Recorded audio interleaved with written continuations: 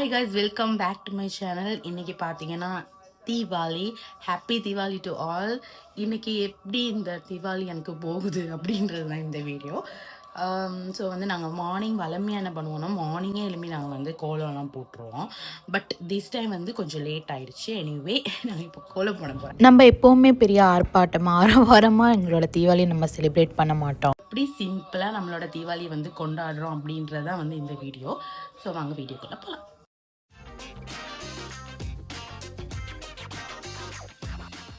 நான் யூஸ்வலாக எப்படி பண்ணுவேன் அப்படின்னா தேங்காய் பூ இருக்குல்ல அதெல்லாம் காய வச்சு ஆல்ரெடி நான் வந்து எல்லாமே ரெடி பண்ணி வச்சுருப்பேன். என்ன கோலம் போடலாம் டிசைன் அந்த மாதிரி எல்லாமே பிளான் பண்ணி வச்சு தான் நம்ம தீபாவளிக்கு காலையில் நானும் அக்காவும் கோலம் போடுவோம்.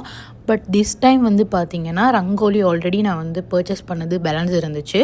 அதோட என்ன கோலம் போடலாம் அப்படின்ட்டு சும்மா வரைஞ்சி அந்த டைமில் நான் போட்டேன். ஏன்னா நாங்கள் பெரிய பிளான் பண்ணிட்டு அட்வான்ஸ்டாக அப்படிலாம் நம்ம இருக்கலை. சரி கடவுளே அப்படின்ட்டு நெக்ஸ்ட் டே நம்ம நல்லா பண்ணலாம் அப்படின்னு நான் யோசிச்சுட்டு சிம்பிளாக வந்து நான் பண்ணேன். ஏன்னா நம்ம வந்து முன்னே வந்து எங்கள் வீட்டில் இப்படி ஏதாச்சும் தீபாவளி தைப்பொங்கல் அப்படின்னா ரொம்ப ஆட்பாட்டமாக இருக்கும். ஏன்னா எங்கள் அப்பா இருப்பார், அவருக்கு இந்த மாதிரி ஃபெஸ்டிவல்ஸ்லாம் ரொம்ப பிடிக்கும். அதனால பட்டாசு எல்லாமே வாங்கிட்டு பூ பறிக்கிறது என்ன, மாயில தோரணம் கட்டுறது என்ன, வாழையில நடுறது என்னன்னு எல்லாமே அவர் பண்ணிடுவார். அவர் எல்லாமே அவரே பண்ணுவார். நம்ம அவர் பின்னாடி சுற்றிட்டே இருப்போம். அந்த அளவுக்கு அவர் அவ்வளோ வைபாக இருப்பார். பட் எங்கள் அப்பா வந்து தவறுனதுக்கப்புறம் நாங்கள் ஒரு 6 to 7 இயர்ஸ் மாதிரி நம்ம எந்த செலிப்ரேஷனுமே நம்ம பண்ணாமல் இருந்தோம். ஏன்னா எங்களால் எங்கள் அப்பாவோட இழப்பை வந்து அக்செப்டே பண்ண முடியலை. அதுக்கப்புறம் இப்போ லாஸ்ட்டாக ஒரு 2-3 இயர்ஸாக தான் வந்து சரி நம்ம கோலம் போடலாம் அப்படின்னு ஸ்டார்ட் பண்ணி தான் இப்படி சிம்பிளாக வச்சு நம்ம செலிப்ரேஷன் அப்படின்னு நம்ம பண்ணுறது. அது வரைக்கும் நம்ம எதுவுமே பண்ண மாட்டோம். எவ்ரி ஃபெஸ்டிவலுக்கும் நியூ இயராக இருக்கட்டும் தைப்பொங்கலாக இருக்கட்டும் எங்கள் அப்பாவை நாங்கள் ரொம்ப மிஸ் பண்ணுவோம். எப்படியாச்சும் நம்ம உட்காந்து அப்போ என்னென்னலாம் பண்ணார் அப்படின்னு அவரோட மெமரிஸை நம்ம செரிஸ் பண்ணிட்டு ஃபேமிலியாக உட்காந்துருப்போம்.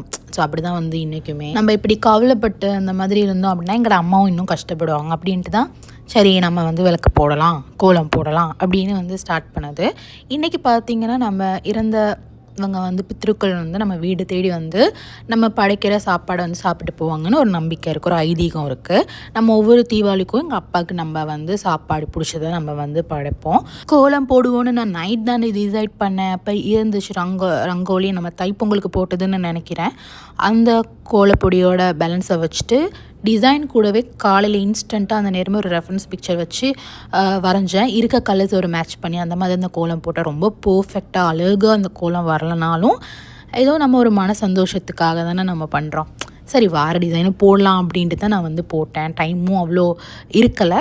முடிஞ்ச ஒரு டிசைனை வரைஞ்சி முடிஞ்ச மாதிரி போட்டேன். போட்டதுக்கப்புறம் பாருங்கள் நான் நினச்சதை விடவே ஒரு அளவுக்கு தேரும் பாருங்கள். போட்டு கொஞ்ச நேரத்துலேயே மழை தூர ஸ்டார்ட் ஆகிட்டு அப்போவே நினச்சேன் சரி இவ்வளோ நேரம் போட்டது அவ்வளோதான் அப்படின்னு. ஆனால் அந்த தூரலோட மழை நின்றுடா. நான் ரெடி ஆகிட்டேன். நான் வந்து எப்படி ரெடியானேன் அப்படின்னு கெட் ரெடி வித் மீ வந்து போட்டிருக்கேன். செக் பண்ணி பாருங்கள். அதுக்கப்புறம் ரொம்ப சிம்பிளான ஒரு லுக் தான் வந்து க்ரியேட் பண்ணேன். ரொம்ப சிம்பிளாக போகணும் அப்படின்னு தான் தோணுச்சு. பூ மட்டும்தான் மிஸ்ஸிங், கோவிலில் போய் வாங்கிக்கலாம். அப்புறம் எனக்கு இந்த கண்ணாடி காப்பு இருக்குல்ல அது போடுறது எனக்கு ரொம்ப பிடிக்கும். இந்த மாதிரி சாரியெல்லாம் வேர் பண்ணி கண்ணாடி காப்பு போட்டால் அவ்வளோ நல்லாயிருக்கும். இப்போ நம்ம கோவிலுக்கு கிளம்பலாம். அதுக்கு முதல்ல வீட்டில் வந்து ஒரு குட்டி பூஜை சாமி கும்பிட்டு போகலாம் அப்படின்ட்டு விளக்கு போட்டுட்டு இருந்தேன். அப்புறம் வந்து எல்லாரோட வீட்லேயுமே வந்து இன்றைக்கி ஒரு பெரிய ஒரு செலிப்ரேஷனாக இருக்கும். நிறைய பேர் ரொம்ப சந்தோஷமாக எல்லாருமே ரெடியாகி கோவில் போயிட்டு அப்புறம் ஆசீர்வாதம் வாங்கி வீட்டில் சமைச்சு சாப்பிட்டு அப்புறம் படையல் போட்டு அந்த மாதிரி நிறைய விஷயங்கள் பண்ணுவேன். உங்கள் எல்லாருக்குமே விஷ் பண்ணுறேன் கடவுளோட பிளெஸிங்ஸ் உங்களுக்கு கிடைக்கணும் அப்படின்ட்டு. நானும் குயிக்காக கோவில் போயிட்டு வரணும். ஏன்னா இன்றைக்கி நான் தான் சமையல், அம்மாவுக்கு பதிலாக இன்றைக்கி நான் தான் சமைக்க போகிறேன். அதனால் காய்கறியெல்லாம் வாங்கிட்டு வந்துட்டு தான் நான் சமைக்க ஸ்டார்ட். தலைக்கு பூ வச்சுக்கலாம் அப்படின்ட்டு வந்து கோவிலுக்கு முன்னாடி ஒரு பூக்கடை இருக்குது, அங்கே பூ வாங்கிட்டு போகலாம். நான் இன்றைக்கி போன கோவில் பார்த்திங்கன்னா ஸ்ரீ பொன்னம்பல வாணேஸ்வரர் கோவில் தான். இது வந்து கிளம்ப 13 இருக்குது, ஸ்ரீமத் ராமநாதன் ஸ்ட்ரீட்டு. நான் இங்கே வந்து நான் அடிக்கடி போவேன். என்னோடய பர்த்டேயாக இருக்கட்டும் என்ன ஃபங்க்ஷனாக இருக்கட்டும் கோவில் போகணும்னு யோசித்தாலே நான் வந்து இந்த கோவில் தான் வருவேன். அவ்வளோ கூட்டம் இருந்தது. எல்லாருமே அழகாக கலர் கலராக ட்ரெஸ் போட்டு குட்டி பசங்கள்லாம் ஓடி தெரிஞ்சு ரொம்ப செலிப்ரேட் பண்ணிகிட்டு இருந்தது வந்து ரொம்ப நல்லா இருந்துச்சு. நானும் வந்து நெய் விளக்கு போடலாம் அப்படின்ட்டு சாமிக்காக ஒரு வேண்டுதல் வச்சு நெய் விளக்கு போட்டிருந்தேன்.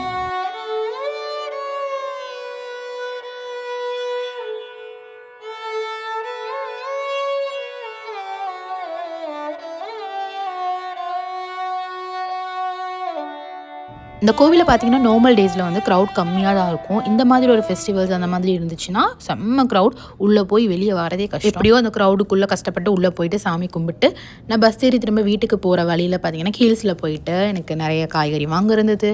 அதெல்லாமே நான் வாங்கிட்டு நேராக நம்ம வீட்டுக்கு போயிட்டோம். ஸோ வந்து நான் சமைக்கிறதெல்லாம் வீடியோ எடுக்கலை, பட் நான் தான் இன்றைக்கி சமைச்சிட்டு எங்கள் அப்பாக்காக படையல் போடலாம் அப்படின்ட்டு நாங்கள் அவருக்கு பிடிச்ச ஃபிஷ் கறி எல்லாமே செஞ்சுட்டு சாப்பிட்டு அப்புறம் வந்து செம்ம போராக இருந்துச்சு. ஏதாச்சும் பண்ணலாம், எங்கேயாச்சும் போகலாம் அப்படின்ட்டு சரி ஒரு மூவி பார்க்க போவோம் அப்படின்னு யோசித்தேன். ஆனால் காந்தாரா மூவி இருக்குல்ல, அதை நான் பார்த்துட்டேன். அப்போ புதுசாக ரீசெண்டாக டூட் அப்படின்னு ஒரு மூவி வந்துருந்துச்சு. சரி எப்படி இருக்குது அப்படின்னுலாம் எனக்கு தெரியாது. எனிவே எல்லோரும் ஆசைப்பட்றாங்கன்ட்டு போகலாம் அப்படின்ட்டு நம்ம கிளம்பிட்டோம். எனக்கு இதில் வந்து ரொம்ப பிடிச்ச சாங் இருக்குது. இந்த சாங்குக்காகவே இந்த படம் பார்க்கலாம் அப்படின்ற மாதிரி எனக்கு ரொம்ப பிடிச்ச சாங்ஸ் எல்லாமே இந்த மூவியில் இருக்குது. பேக்ரவுண்டில் அந்த சாங்கெல்லாம் போட்டு இந்த வீடியோவை போடணும் அப்படின்னு ஆசை தான். ஆனால் காப்பிரைட் வந்துடுமோ அப்படின்னு வேறு இருக்குது. அதோடு வந்து பார்த்திங்கன்னா இந்த படத்தோட கதை வந்து எனக்கு தெரியாது. அது ஒவ்வொருத்தவங்களோட ஒப்பீனியன் டிஃப்ரெண்ட்டாக இருக்கும். டு மீ என்டர்டெயின்மெண்ட்டாக இருந்துச்சு. அப்புறம் வந்து நிறைய ட்விஸ்ட் இருந்துச்சு. அதுக்கப்புறம் நல்லா இருந்துச்சு பார்க்குறதுக்கு. சாங்கு டான்ஸ் எல்லாம் வேறு லெவல். ஒரு சீன் இருக்குது, ரொம்ப நல்லாயிருக்கும். சில மூவிஸில் இப்படி நடந்திருக்கலாமா, இப்படி இந்த கதையை வச்சுருக்கலாம்ல அப்படின்ற நிறைய இடங்களை நான் யோசித்தது உண்டு.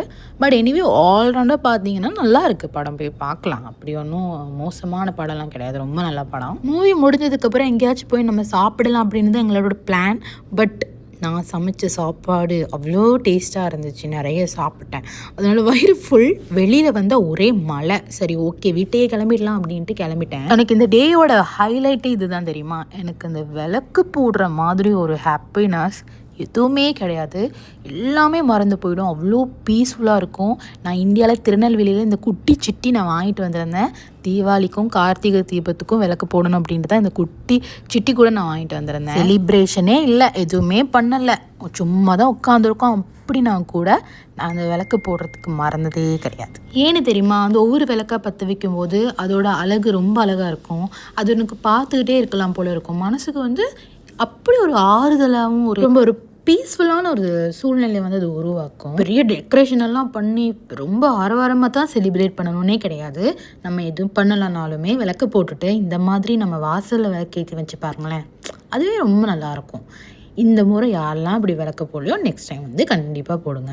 You will feel the difference. அப்படி எங்கள் வீட்டை வந்து அவ்வளோ அழகாக விளக்கெல்லாம் போட்டு பார்க்கும்போது நம்ம வீடா அப்படின்ற மாதிரி இருக்கும். நம்ம வந்து ஒரு சாதாரணமான வீட்டில் இருந்தால் கூட இப்படி விளக்கெல்லாம் போடும்போது அது பார்க்க ரொம்ப அழகாக இருக்கும். எங்கள் வீட்டில் நாங்கள் எப்போவுமே பட்டாசு போடுறது கிடையாது. ஏன்னா ஒரு ஆஸ் அ பெட் மதராக பெட் லவர்ஸாக வந்து தெரியும் அவங்க எவ்வளோ கஷ்டப்படுவாங்க அப்படின்ட்டு, அவங்களுக்கு ரொம்ப பயப்படுவாங்க. அதனால் நாங்கள் அந்த 2 பேரை எப்போ நம்ம வீட்டுக்கு நம்ம கூப்பிட்டு வந்தோமோ அன்னையிலேருந்து நாங்கள் பட்டாசு போடுறதில்ல. பட் இந்த வந்து நிலாக்கூறு, அதுக்கப்புறம் சக்கரை எனக்கு ரொம்ப பிடிக்கும். சக்கரைலாம் போட்டால் தே வில் என்ஜாய். அப்போ எங்களுக்கு அது ரொம்ப சந்தோஷமாக இருக்கும். இவ்வளோ தான் எங்களோட தீபாவளி. ரொம்ப சிம்பிளாக நம்ம செலிப்ரேட் பண்ணுறத உங்களுக்கு நான் வீடியோவை கொண்டு வந்திருக்கேன். பிடிச்சிருந்தா கண்டிப்பாக என்னோடய சேனலுக்கு சப்ஸ்கிரைப் பண்ணி சப்போர்ட் பண்ணுங்கள். எனக்கு தெரியும் இந்த செலிப்ரேஷன் கூட எத்தனை பேருக்கு ரொம்ப பெருசு அப்படின்ட்டு. தேங்க்ஸ் ஃபார் வாட்சிங் கைஸ். நம சிவாய. எல்லாருக்கும் திரும்பவும் சொல்கிறேன், ஹாப்பி தீபாவளி டு ஆல். சேஃபாக செலிப்ரேட் பண்ணுங்கள். பை.